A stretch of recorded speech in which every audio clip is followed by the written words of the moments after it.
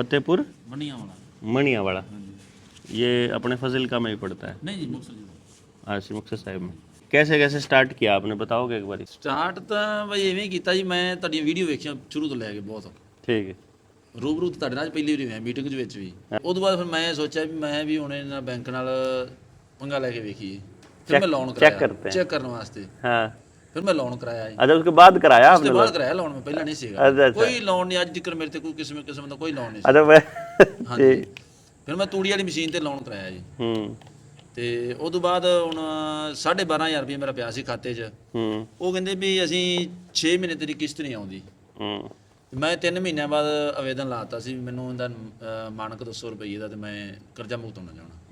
Bank ਗੋਲਮੋਲ। अच्छा खुद ही अपने हाथ से लिख के बना दिया? ਹਾਂਜੀ मतलब जो आवेदन है। ਹਾਂਜੀ अच्छा ठीक। ਤੇ ਉਹ ਮੈਂ ਆਪਣਾ ਡਾਕ ਰਾਹੀਂ ਪਾਤਾ ਇਹਨਾਂ ਨੂੰ। हाँ ਤੇ ਮੈਨੂੰ ਉਹਦੇ ਵੀ ਡਾਕ ਰਾਹੀਂ ਕਰਨ ਦੀ ਕੀ ਲੋੜ ਸੀ? ਇੰਨੀ ਗੱਲ ਤੁਹਾਨੂੰ ਉਂਝ ਆ ਕੇ ਪੁੱਛ ਜਾਂਦਾ। ਮੈਂ ਕੋਈ ਗਲਤੀ ਕਰ ਲਈ, ਇਹ ਗਲਤੀ ਨੂੰ ਤਾਂ ਗਾਈਡੀ ਗੱਲ ਕੋਈ ਨਹੀਂ ਗਈ ਤੇ ਤੂੰ ਉਂਝ ਆ ਕੇ ਪੁੱਛ ਜਾਂਦਾ, ਤੈਨੂੰ ਉਂਝ ਦੱਸ ਦਿੰਦੇ ਸੀ। ਮੈਂ ਜੀ ਹੁਣ ਜਿਹੜੀ ਮੈਂ ਚਿੱਠੀ ਪਾਈ ਤੁਸੀਂ ਉਹਦਾ ਜਵਾਬ ਦੇ ਦਿਓ, ਹੁਣ ਕੀ ਹੋ ਗਿਆ? हाँ रिटर्न में दो जवाब। ਹਾਂਜੀ ਬਸ ਉਹ ਗੋਲਮੋਲ ਕਮਾਈ ਜਾਂਦੇ ਨੇ। ਬਸ ਉਹ ਫੋਨ 'ਚ ਉਹਨਾਂ ਨੇ ਤੁਹਾਨੂੰ ਦੱਸਿਆ ਵੀ ਇਹਨਾਂ ਨੇ ਆਖਿਆ ਵੀ ਬੈਂਕ ਨੇ ਕਿਹੜਾ ਤੁਹਾਡੇ ਨਾਲ ਧੱਕਾ ਕੀਤਾ ਹੈ ਜਾਂ ਬੈਂਕ ਨੇ ਤੁਹਾਡੇ ਨਾਲ ਕੋਈ ਫਰਾਡ ਕੀਤਾ ਹੈ। ਅਸੀਂ ਤੁਸੀਂ ਤੁਹਾਨੂੰ ਪਤਾ ਸੀ ਤੁਸੀਂ ਪਹਿਲਾਂ ਨਾਂ ਲੈਂਦੇ। ਮੈਨੂੰ ਪਤਾ ਹੀ ਬਾਅਦ 'ਚ ਲੱਗਾ ਹੈ। ਮੈਨੂੰ ਪਹਿਲਾਂ ਪਤਾ ਹੀ ਨਹੀਂ ਇਸ ਚੀਜ਼ ਦਾ। ਤੇ ਮੈਨੂੰ ਤੁਸੀਂ ਦੱਸ ਦਿਓ। ਬਸ ਉਹ ਦੱਸਦੇ ਨਹੀਂ ਰਹੇ। ਫਿਰ ਮੈंने ਸਰਕਲ ਹਾਊਸ ਚਿੱਠੀ ਪਾਈ ਵੀ ਉਹਨਾਂ ਨੂੰ ਪੁੱਛ ਲਓ ਸਰਕਲ ਹਾਊਸ ਨੂੰ। ਮੈਂ ਸਰਕਲ ਹਾਊਸ ਐਡਰੈਸ ਦੇ ਦਿਓ। ਅਸੀਂ ਐਡਰੈਸ ਅਸੀਂ ਦੇ ਨਹੀਂ ਸਕਦੇ, ਐਡਰੈਸ ਨਹੀਂ ਦੇ ਸਕਦੇ ਸੀ। ਮੈਂ ਆਪਣਾ ਗੂਗਲ ਤੋਂ ਕੱਢਿਆ ਹੁੰਦਾ ਉਹ ਐਡਰੈਸ, ਉਹਨਾਂ ਨੂੰ ਪਾਇਆ। ਉਹਨਾਂ ਨੇ ਵੀ ਕੋਈ ਜਵਾਬ ਨਹੀਂ ਦਿੱਤਾ।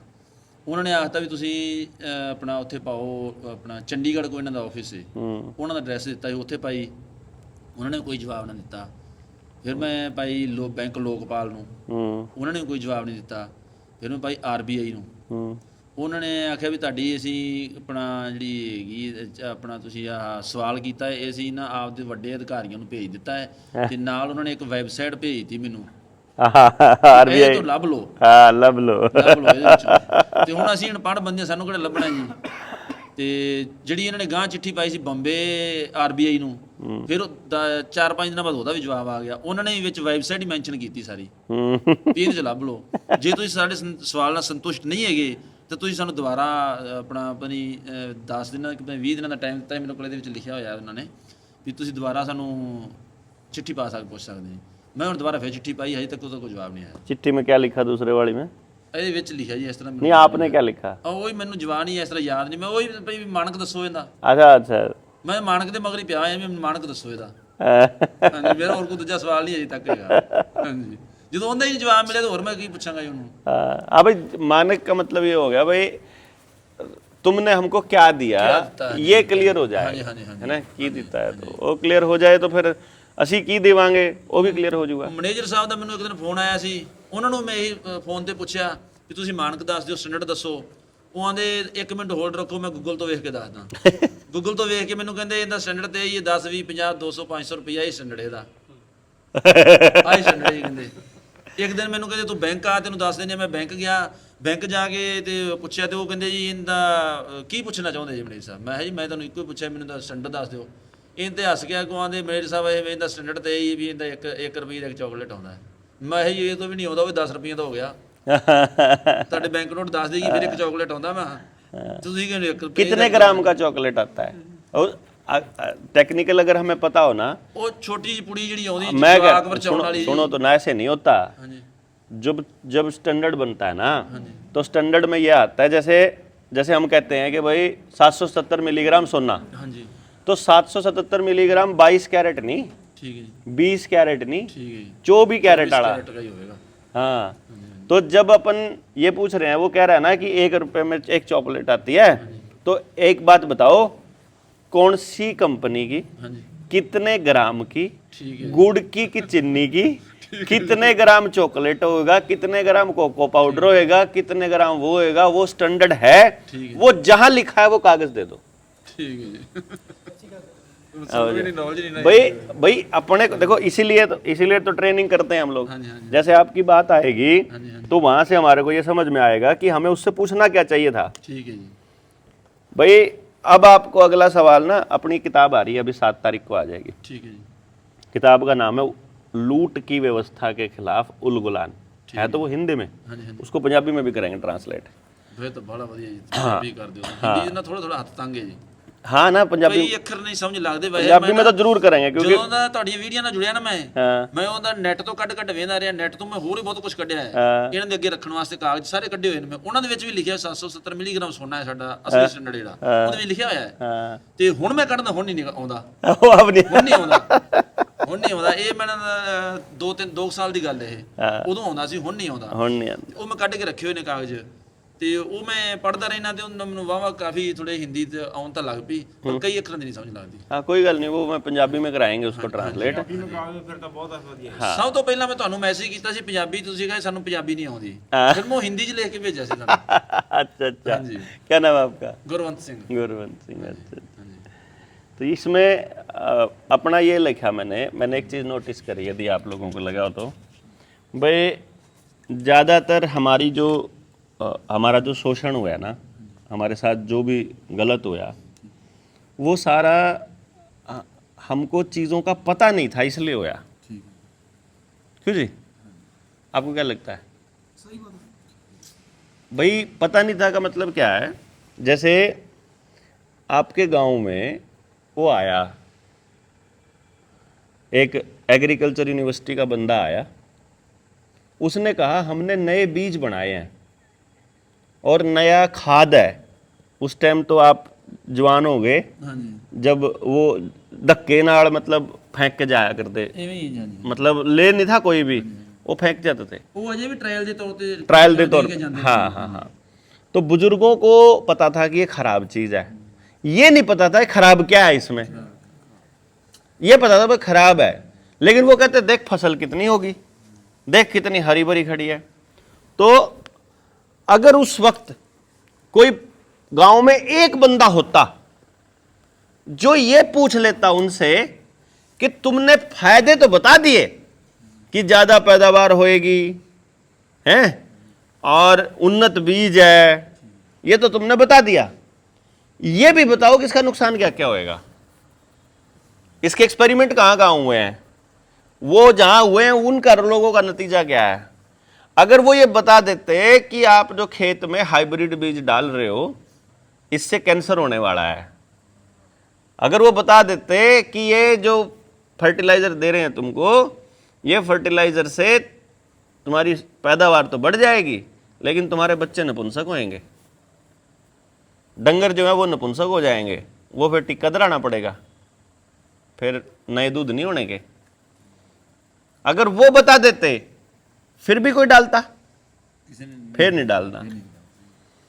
यदि बैंक आपको बता देते कि जो तुमसे ले रहे हैं वो रुपया है और जो तुमको कर्जे में दे रहे हैं वो कुछ भी नहीं है, फिर कोई कर्जा नहीं लेता।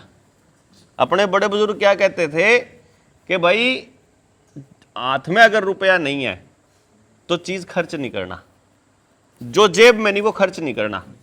इन्होंने हमको सिखाया जो जेब में नहीं वो खर्च कर दो। वो क्या है जो खर्च करा, जो जेब में वो तो पता है कि क्या है, लेकिन जो खर्च कर दिया उसका पता ही ना हो वो क्या है, तो फिर क्या खर्च किया। यदि ये पता नहीं चलेगा तो फिर वो देना पड़ेगा जो पास में है। इसलिए आपके पास जो कुछ भी होगा, जो कुछ क्या क्या, सेहत वो भी देनी पड़ेगी, बच्चे वो भी देने पड़ेंगे, माँ बाप वो भी देने पड़ेंगे, जमीन वो भी देनी पड़ेगी, डंगर वो भी देना पड़ेगा, परिवार वो भी देना पड़ेगा, शांति वो भी देनी पड़ेगी, गांव समाज वो भी देना पड़ेगा। दे दिया ना सबने, दिया ना, कर्जे के बदले में दिया सारा कुछ। मतलब जो भी आपके पास है वो सब देना पड़ेगा, अगर आपको ये नहीं पता कि आप जो खर्च कर रहे हो वो क्या है। तो इन्होंने ये तो बता दिया कि तुम्हारे स्कूल में हम मास्टर भेज रहे हैं और वो तुम्हारे बच्चों को पढ़ाएगा, ये नहीं बताया क्या पढ़ाएगा, वो पढ़ के क्या बनेगा मेरा बच्चा, वो पढ़ के क्या सीखेगा और बड़ा होकर क्या करेगा, ये नहीं बताया। उसने ये तो बता दिया कि डॉक्टर आएगा वो तुम्हारा इलाज करेगा, ये इंजेक्शन लगवा लो, ये टीके लगवा लो, ये वैक्सीन लगवा लो। उन्होंने ये नहीं बताया कि ये लगने के बाद का नुकसान क्या क्या है। मतलब उसने कहा कि नेताजी आएंगे वो तुम्हारी तरक्की करेंगे, अपने यहाँ पंजाब में, पंजाब का जो सत्यानाश शुरू किया ना, हमारे हरियाणा का सत्यानाश किया चौधरी देवीलाल से शुरू हुआ, और पंजाब का प्रकाश सिंह बादल से स्टार्ट हुआ। बादलों ने जो नुकसान किया ना पंजाब का, मतलब वो कोई नहीं कर सकता। बहुत बड़ा नुकसान। मतलब जो सिक्खी मतलब अपने उसूल पे खड़ी थी ना, उसको अगर लालच में और इस धंधे में डाला राजनीति में, तो वो शिरोमणि अकाली दल ने डाला। अकालियों ने डाला ना, उन्होंने नहीं कुछ उन्होंने पूरा समाज तोड़ा, उन्होंने नहीं करवाया हैं? दबाव से तो अटैक पूरा समाज उनका था तोड़ा हुआ। मतलब ये इतना बड़ा खेल था जिसको नहीं समझ पाया कोई। तो वो लोग आपको क्या कहेंगे कि नेताजी आपका भला करेंगे। किसी ने ये नहीं पूछा गांव वालों ने क्यों करेंगे, मैं आपका भला क्यों करूं भाई। मान लो मैं आया हूं, बाहर से आया, इतनी दूर से आया, तेल फूक के आया है, मैं आपका भला करना चाहता हूं, क्यों भाई, पहले तो बता क्यों करना चाहता है। इसके बदले में तेरे को क्या मिलने वाला है, क्या कभी लेने वाला है, या कैसे, तुम कैसे करोगे मेरा भला। मुझे पता नहीं है मेरा भला किस में है, तो दूसरे को कैसे पता है। यही काम फिर इन्होंने सब जगह घुसा दिया कि कोई बाहर से आदमी आके आपको बता रहा है कि जीना कैसे है, काम कैसे करना है। भारी गड़बड़ हो गई। इन्होंने सब एक चीज का फायदा उठाया सबसे ज्यादा, और वो था हमारे भोलेपन का। दूसरा था हम लोग दूसरे के ऊपर यकीन जल्दी कर लेते हैं उसका। तीसरा था जिसका फायदा इन्होंने उठाया, वो ये था कि हम मतलब साथ दे देते हैं हर किसी का कि चल कोई ना, परमात्मा पे ज़्यादा ट्रस्ट करते हैं, उसका इन्होंने बहुत गलत फायदा उठाया। अब आप मतलब देखोगे पूरे सिस्टम के अंदर कि इस गंदगी से पीछा कैसे छूटे।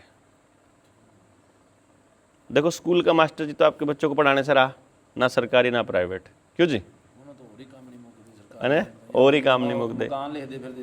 अब जिस जो डॉक्टर 1 करोड़ रुपया खर्च करके डॉक्टर बना है, वो कैसे कहेगा कि बाबा सवेरे जल्दी उठ लिया अगर रात को जल्दी सो जा ठीक हो जाएगा। वो तो कहेगा ये दवाई खानी पड़ेगी, अल्ट्रासाउंड करा, सीटी स्कैन करा, ब्लड टेस्ट करा, मूत्र टेस्ट करा, हग के टेस्ट करा, सब टेस्ट करा। वो तो सारे टेस्ट कराएगा जी, सब में कमीशन आग लेगा। जाइए एक बार खड़ा होइए, थोड़ा दूर से आओ, दूर से आओ। हाँ, तो मुझे ऐसा लगा कि जो लड़ाई है वो ज्ञान वर्सेस अज्ञान है, धर्म वर्सेस अधर्म है, इंसान वर्सेस मतलब देवता वर्सेस, इंसान में तो देवता बसता है और कुछ इंसानों में राक्षस बसते हैं। तो ये देवता वर्सेस राक्षस लड़ाई है, राम वर्सेस रावण लड़ाई है। अगर राम को पता ना हो, अब सोच के देखो, अगर रामायण को हम सही मान लें कि सच्ची कहानी है, राम को पता ना हो कि इसकी नाभि में तीर मारे बिना इसको मार नहीं सकते, तो राम कभी रावण को मार सकता था? नहीं मार सकता ना। तो ये जो रावण है, व्यवस्था वाला रावण है, इसकी नाभि कहाँ है, अगर ये ना पता हो तो मार सकते हो आप? नहीं मार सकता ना। और अगर नाभि का पता होगा तो कोई भी मार सकता है। नाभि पे मारना, कोई मार दो, राम की जरूरत क्या फिर उसके लिए है। मतलब हमें यह पता होना चाहिए कि जो सामने राक्षस है इसकी जान तोते में है या नाभि में है, हाथ में है कि गर्दन में है। आप गर्दन काटने की सोच रहे, उसकी जान हो चितली उंगली में। ये उंगली जब तक नहीं कटेगी तब तक नहीं मरेगा वो। जहां पे जान है वो चीज पे अटैक करना पड़ेगा। तो इस पूरी व्यवस्था की जान जिसमें बसती है ना, उस पर अटैक किए बिना आप इस व्यवस्था को नहीं हरा सकते। ये सिंपल फंडा है, और इसलिए ये समझ का विषय है कि आओ बैठते हैं बात करो। आप कहते हो कि आदमी अपने आप में मशगूल हो गया और वो एक दूसरे का साथ नहीं दे रहा। क्यों नहीं दे रहा? पता करेंगे कौन है उसके पीछे, पता करेंगे। कैसे ठीक देगा साथ? मैं आपसे पूछूंगा, बताओ जी कैसे दोगे? हैं? क्या शर्त है साथ देने की? या वो जो आपकी शर्त है अगर वो मैं पूरी नहीं कर सकता तो और क्या कर सकते हैं फिर? मान लो अगर एक दूसरे को साथ देना है तो किस शर्त पे साथ देना है ये हमें पता होना चाहिए।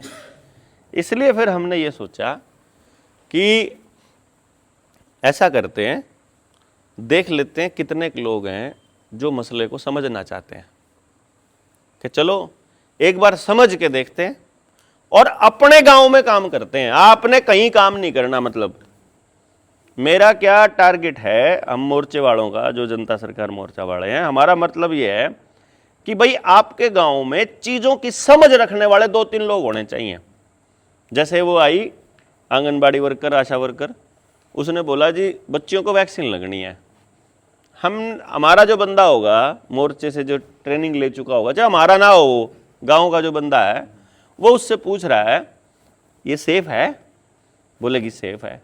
कौन से कागज के हिसाब से सेफ है? किसने रिसर्च करी है? क्या क्या रिजल्ट रहे हैं और साइड इफेक्ट क्या क्या है? ये पूरा बताना पड़ेगा। उससे पहले एक भी बच्चे को वैक्सीन नहीं लगेगा। भाई बताए बिना नहीं लगेगा, बता के फिर जिसने लगवाना वो लगवाओ। क्यों जी? वो कह रही है फिर 5,000 का लगेगा, अरे चाहे 50,000 का लगो। वो कह रही है तुम्हारे को बच्चे का एडमिशन नहीं होगा, ना होए एडमिशन। वो कह रही है तुम फार्म नहीं भर सकते, हमने भरना ही नहीं भाई। अपनी जान की कीमत पर हमें कुछ नहीं करना, सेहत की कीमत पे हमें कुछ नहीं करना अपने बच्चे की। जो बच्चों को लगने वाली वैक्सीन है वो डॉक्टरों को पता ही नहीं, हरामियों को, कि ये सारे के सारी नुकसान करने वाली वैक्सीन है। अगर पता है तो वो राक्षस है, फिर तो हरामखोर है। नहीं पता तो कैसे डॉक्टर है? और पता है तो फिर वो डॉक्टर है ही नहीं, फिर वो राक्षस है। हम जैसे लोगों को पता है कि उस वैक्सीन से ये साइड इफेक्ट है जो बच्चों को लगती है। इसलिए हम ये कह रहे हैं कि जानकारी होएगी तो बड़ी से बड़ी लड़ाई लड़ी जा सकती है। तो हम 14, 15, 16 को इकट्ठे हो रहे हैं जुलाना में, जींद में। हम ये सोच रहे हैं कि पंजाब के हर जिले से 10-20 साथी अगर आ जाते हैं वहाँ, तो फिर वहाँ से वो चीज़ समझ के फिर आप अपने आसपास लोगों से बात कर सकते हो और यहाँ पर फिर उन लोगों को इकट्ठा कर सकते हो जो अपनी बात को सुनते हैं। जैसे आप कह रहे हो आपने सिर्फ वीडियो सुनी और आप बैंक से लड़ने निकल लिए। आपके जैसे बहुत से लोग हैं जो सिर्फ वीडियो सुन के लड़ रहे हैं बैंक वालों से। ਉਹਨਾਂ ਕਰਨਾ ਹੈ ਜੀ ਆਪਣਾ ਮਕਾਨਾਂ ਦੀ, ਤੇ ਮੈਂ ਉਹ ਵੀ ਮਨਾ ਕਰਤੇ, ਤੇ ਮੈਂ ਇਹਨੂੰ ਕਿਹਾ ਸੀ जनगणना ਹਾਂਜੀ हाँ ਮੈਂ ਨਹੀਂ ਕਰਾਈ। ਇਹ ਕਹਿੰਦਾ ਮੈਂ ਵੀ ਨਹੀਂ ਕਰਾਉਂਦਾ। ਮੈਂ ਆਪ ਨਹੀਂ ਕਰਾਈ।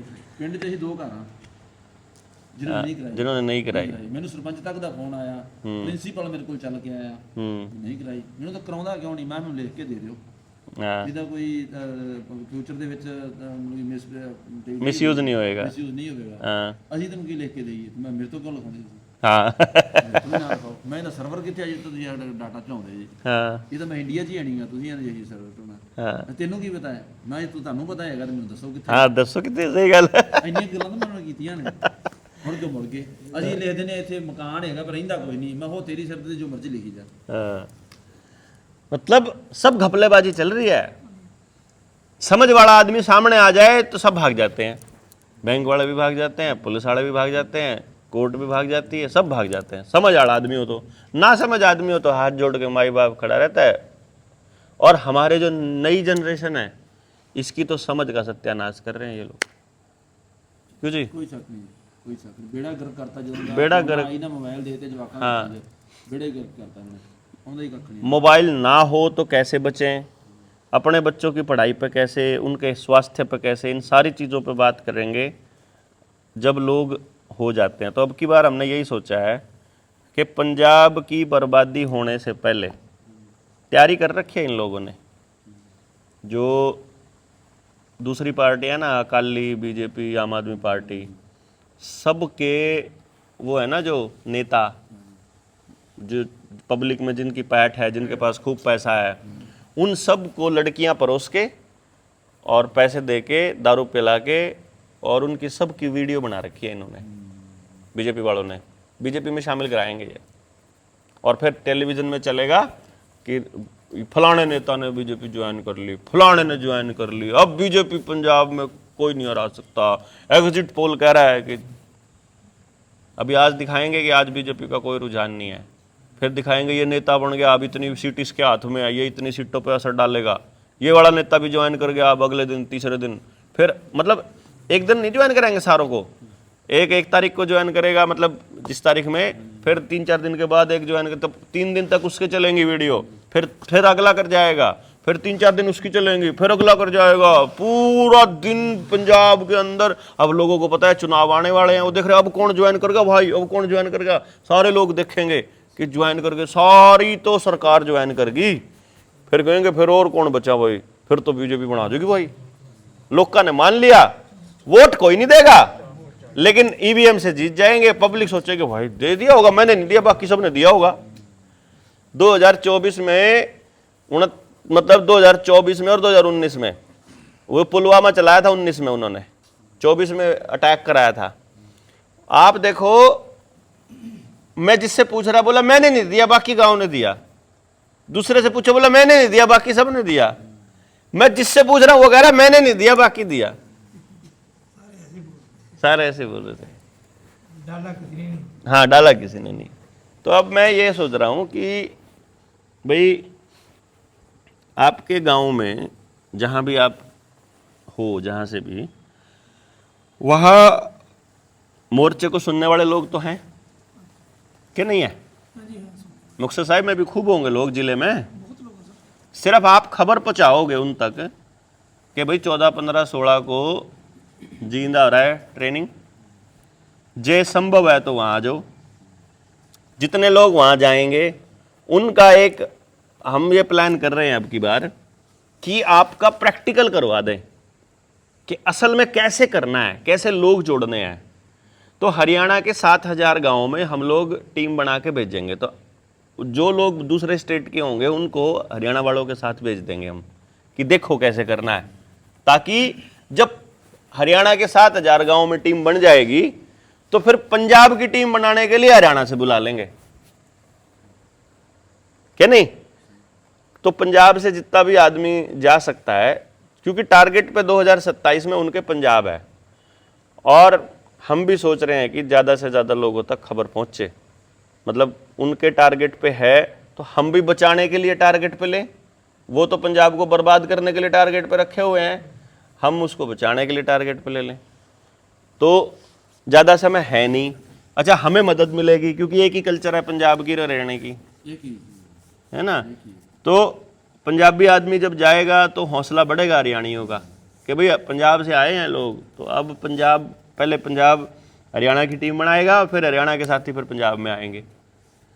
किसान आंदोलन ने बड़ा भाईचारा इकट्ठा कराया, बहुत शानदार काम हो गया। किसान आंदोलन का बड़ी देन थी कि जो इतने दिनों से भाईचारे के साथ बैठे नहीं थे, तो वहाँ चुपाड़ बैठ गई, वहीं बैठ के अपना सारा इकट्ठा वहीं हो गया।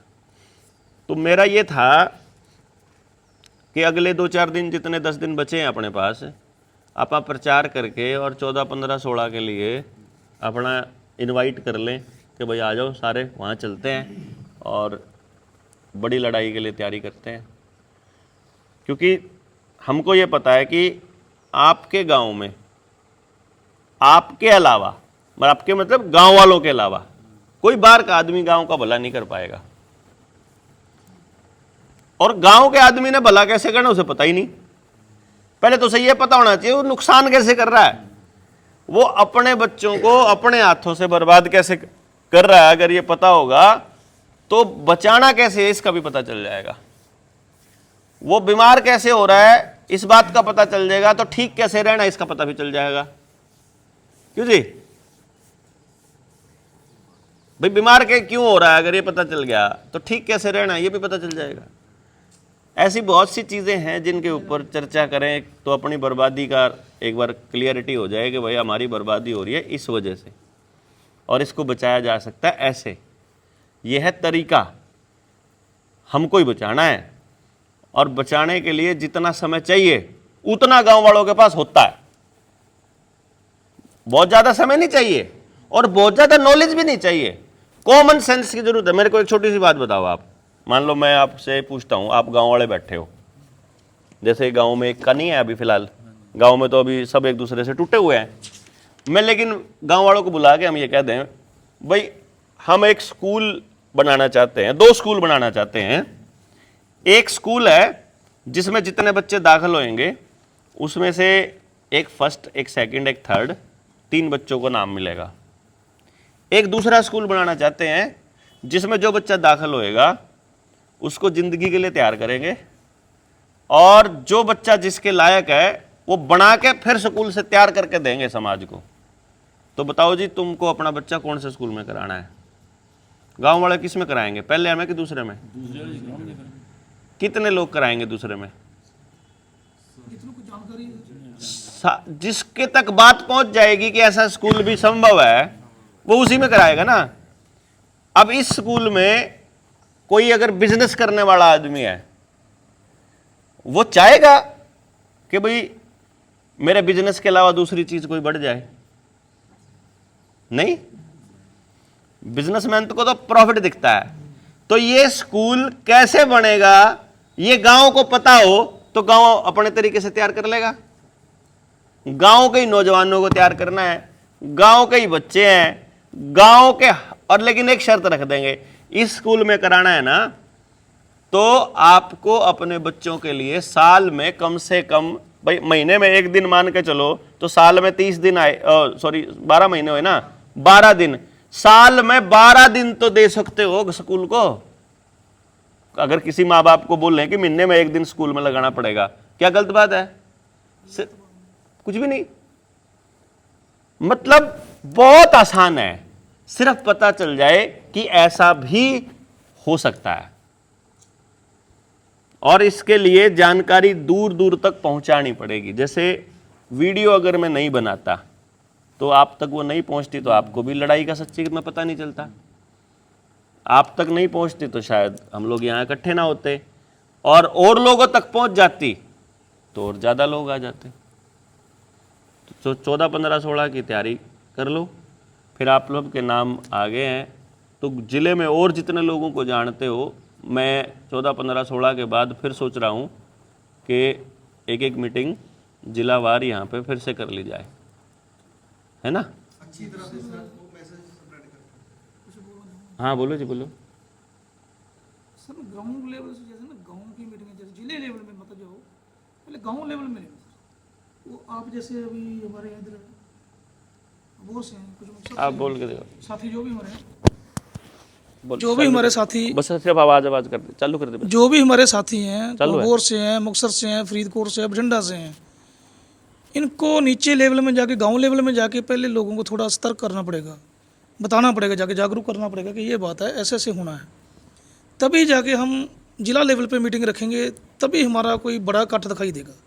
मैं ये कह रहा हूँ, जो अब आप ध्यान से सुनो, मैंने जो भी थोड़ी देर पहले बोला वो क्या बोला, हर गांव में जाएंगे। हाँ जी, हर गांव का टारगेट है। हाँ जी, ऐसे तो है नहीं कि आप जैसे जागरूक लोग हैं आप अपने अपने गांव में बुला लोगे, उससे तो पंजाब का भला होने वाला नहीं। नहीं जी नहीं, हमको हर गांव में जाना पड़ेगा। जाना पड़ेगा जी। हर गांव में जाने से पहले हमने जिले में मीटिंग क्यों बुलाई कि भाई पहले तो ये पता लगे हमारी बात जिले तक जा कितने लोगों तक रही है, हाँ जी, फिर ये पता लगे कौन अपने घर से उठ के आ सकता है। भाई जिले की मीटिंग में जो आदमी घर से उठ के, जैसे आप 65 किलोमीटर चल के आए, तो 65 किलोमीटर चलने का मतलब क्या है कि भीतर में आग लगी हुई है। गांव में और लोग भी होंगे जिनको इन सारे मसलों का पता है, जो मोर्चे की वीडियो सुनते हैं, जो अपनी कुछ सुनते हाँ हैं, जी, लेकिन वो लोग नहीं आए क्योंकि उनको भीतर आग नहीं है। तो पहले ये तो पता कर ले कितने लोग हैं जो पहले से थोड़े बहुत जागे हुए हैं, जो समझते हैं। इसलिए हमने ये सोचा कि जिला वाइज मीटिंग करके जिले में से चाहे हमारे पास 2 आदमी आओ, हम ये कह रहे हैं कि वो 2 आदमियों से शुरू करेंगे कि तुम 2 लोग हो, 2 दूसरे जिले से हो गए, 2 दूसरे, जैसे अब हमारे पास 23 जिलों में 46 लोग हो गए। हाँ जी, हम तो ये मानने 50 आदमी हुए हमारे पास पूरे पंजाब में। अब ये 50 आदमी क्या कर सकते हैं, यहाँ से शुरू करेंगे। ठीक है सर। पहले तो हमें ये पता चले ना कि हैं कौन कौन, और हम पूछेंगे आप सबसे, भाई आप बताओ जी आपको क्या, जैसे आपका बोलना बड़ा बढ़िया लगा मुझे कि आप एकदम से बंदों को सही बात समझा सकते हो। जब पूरा मसला समझ में आ जाए तो हम हिंदी भाषी नहीं समझा पाएंगे गांव वालों को, आप पंजाबियों को ही समझाना पड़ेगा। हाँ जी, ये तो है और सर। पंजाबियों को पहले बात का पता होगा तो ही तो समझाओगे। तो इसलिए मैं जींद बुला रहा हूं आपको हाँ जी, हाँ कि हम लोग हिंदी में बताएंगे, आप उसको समझ के अपने रिसर्च करके और फिर आप पंजाबी में फिर आप उसको उसके पैम्फलेट बना सकते हो, बैनर बना सकते हो, पोस्टर बना सकते हो और समझा सकते हो। हाँ जी सर, और फिर अगली लड़ाई के लिए एक संदेश देना है। ठीक है सर। मतलब वो संदेश आप लोग ज्यादा बेटर दे पाओगे। तो आप में से कौन मतलब बैनर चिपकाएगा, कौन बैनर डिजाइन करेगा और कौन बैनर के लिए भाषा बोलेगा, ये तो आप जब आओगे तभी तो पता चलेगा ना हाँ जी, कि हमारे पास इतने बंदे तो ये काम करने वाले हैं।